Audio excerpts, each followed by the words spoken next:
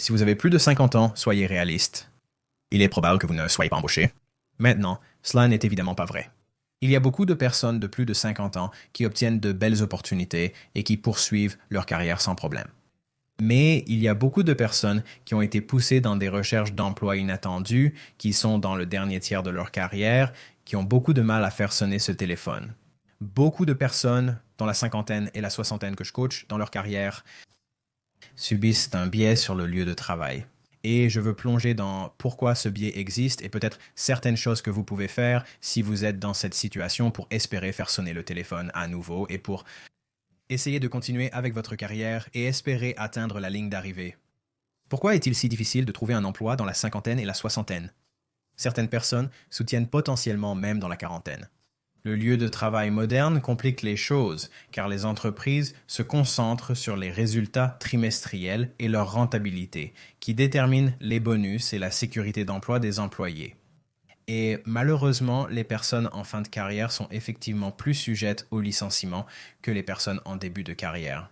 Bien sûr, l'IA arrive aussi et perturbe les choses. Parfois, des chatbots IA remplacent des emplois. Et dans d'autres cas, l'IA dans le processus d'embauche rend les choses beaucoup plus difficiles. Mais les opposants diront que l'IA est conçue pour éliminer les préjugés dans le processus d'embauche car votre 105 est garanti d'être examiné. Cependant, pour les personnes plus avancées dans leur carrière, certains éléments de leur 105 peuvent les faire rejeter automatiquement.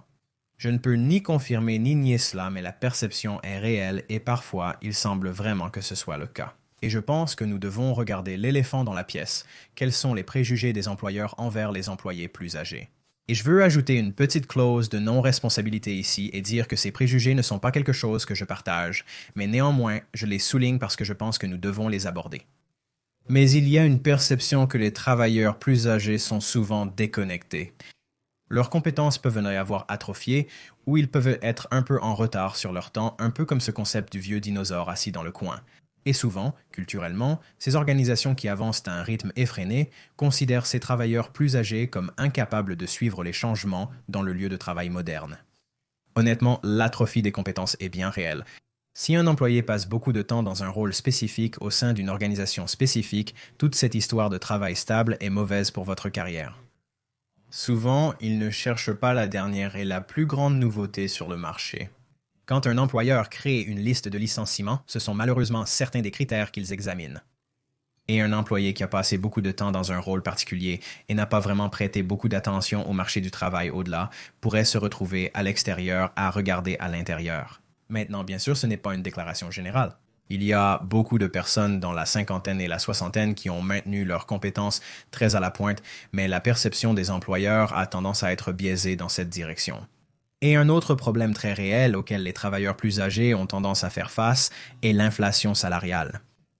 Et en gros, ce que cela signifie, c'est que vos compétences restent relativement statiques par rapport à votre groupe de pairs ou aux personnes qui vous suivent.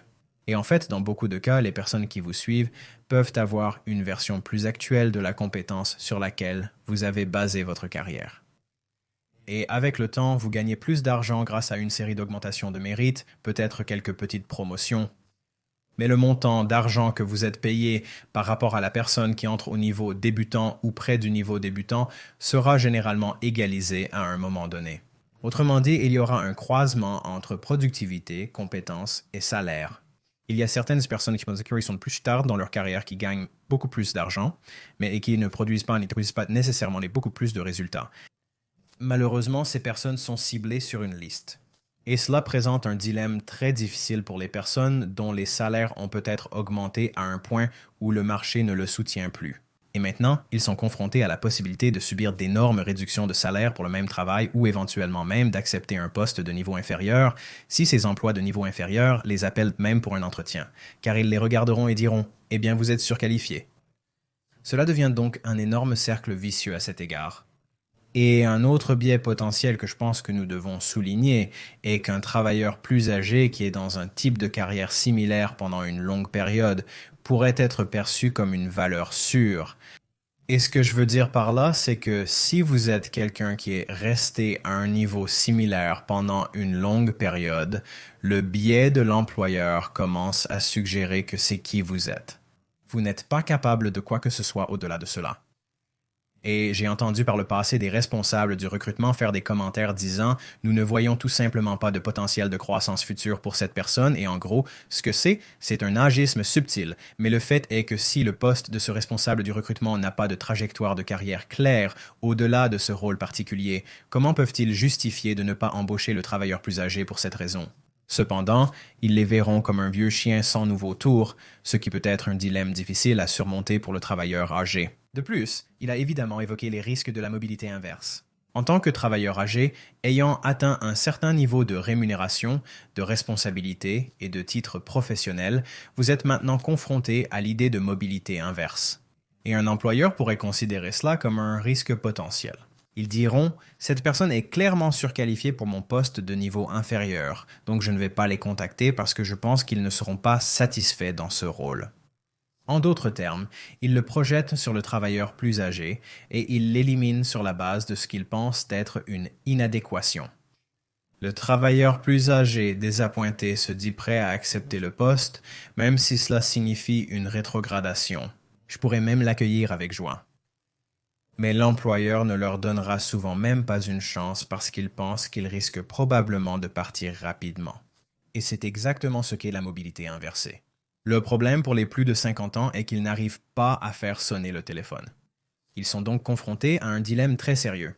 Que faire pour la retraite? Ils commencent à puiser dans leurs économies de 401k, ce qui commence à se cannibaliser, et cela peut devenir un cycle très vicieux très rapidement s'ils ne font pas attention.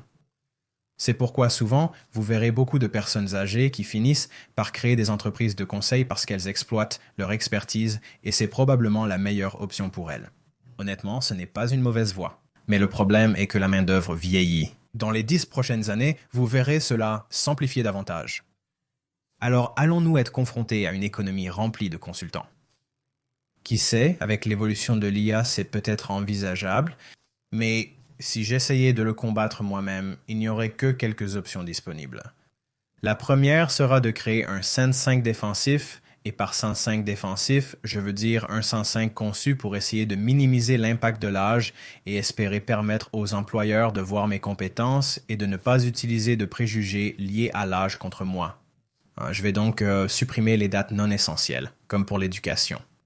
Je pourrais même effacer certaines des dates de mes anciens emplois et peut-être les déplacer dans une section d'expérience pertinente avec aucune date du tout.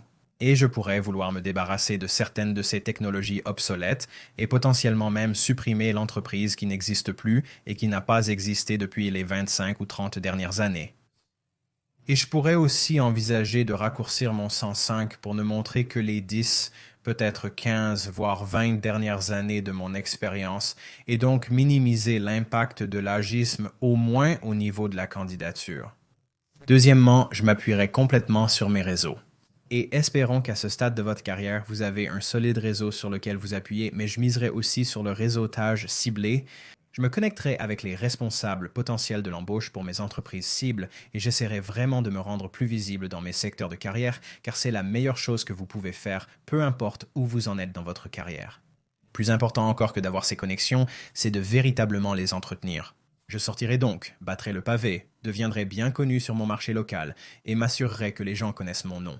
Même si vous avez un emploi aujourd'hui et que vous regardez cela par simple curiosité, il est toujours utile de regarder ce qui se passe dans votre secteur d'emploi ou sur votre marché ouvert.